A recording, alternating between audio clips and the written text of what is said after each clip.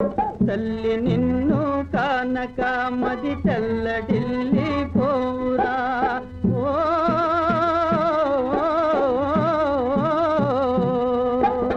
ఎల్లకాలం అండగా ఈ ఎల్లడుండా ఓడురా చల్లగా నిన్ను కాచువాడు నల్లనయ్యేరా ఓడు నల్లనయ్యేరా బాబు ఏలేలో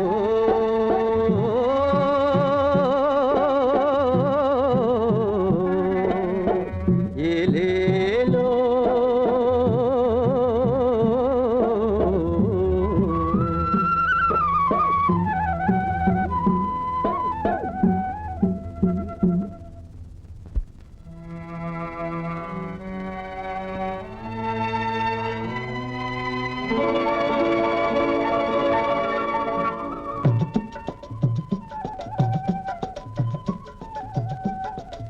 అయ్యే మా అయ్యే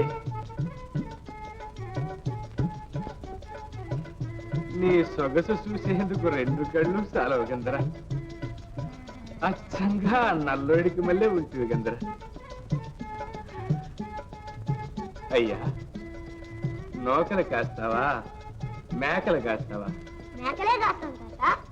ఒక్కడవే ఓరయ్యా ఒంటి చేతి మీదనే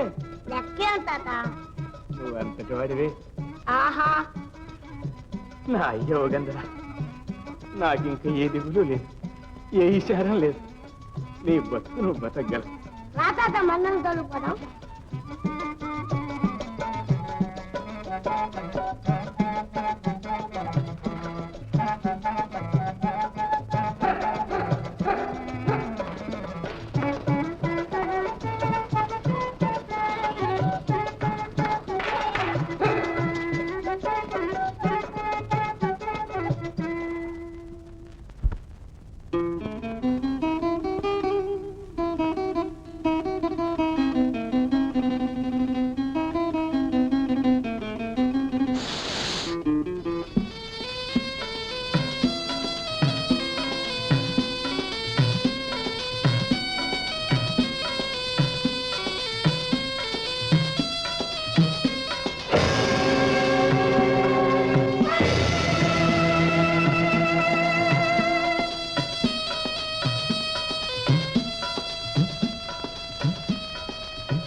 క్రూరకర్ముడా, నేనేం అపకారం చేశాను?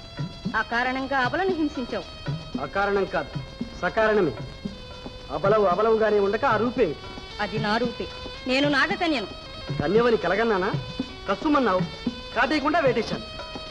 అందుకు తగిన ఫలం అనుభవించు. చేసిన పాపానికి ఇదే శాపం. ఇక నుంచి నువ్వు ఆడదానివైపో.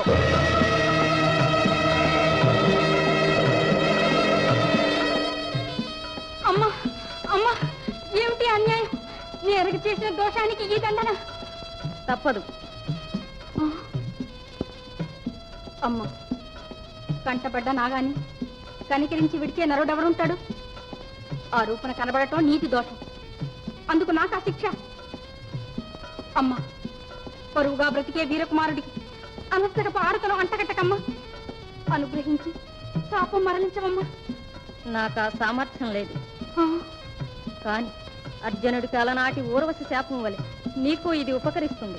పగటి శాపం పగటి వరకు, రాత్రి వేళ నీకు నిజరూపం వస్తుంది. కానీ అమ్మ, బ్రతుకంతా ఆడామగా పోడింతో అల్లాడిపోవలసిందేనా? ఎన్నటికీ యథాస్థితికి రాలేనా తల్లి? రాగలవు.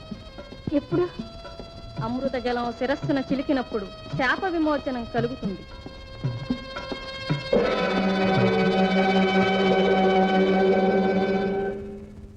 దేవి, దేవి!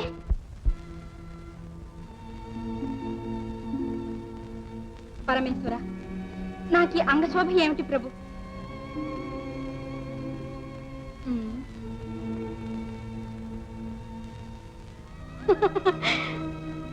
అవతారం మారింది.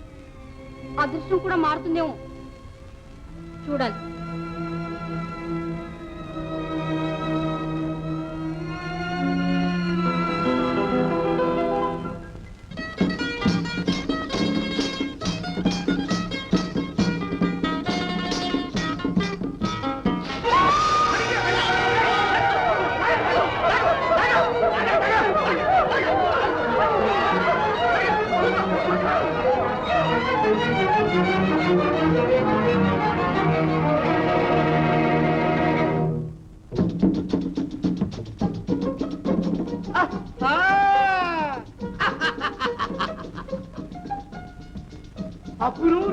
చెంచు మెకం కాదు మేనక మేనక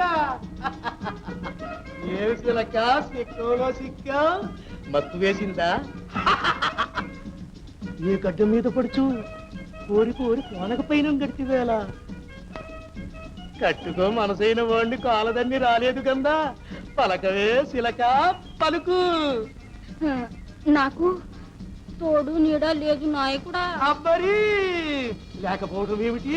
తోడవుతా నీడవుతా ముత్తెమెట్టి పగడమెట్టి ముద్దుగా ఏలుకుంటా. నన్ను వండుకుంటావా చిలక? తలవుకించవే తప్పిడ మేళం కట్టించి పులపోళ్లను రప్పించి అయ్య కోవిల కాడ అంత నెట్టుకుంటా. అవుననవే చిలక అవునను. తప్పిప్పు చేయకు నాయకుడా, దారివిడు నాయకుడా. పట్టే గాని విడిపే చేతికి లేదు చిలక. చెప్పరలాడినానా చేతిలో చెయ్యేస్తువో సిగురల్లే ఏలుకుంటా. కర్రమంటివో మెకాలకేస్తా.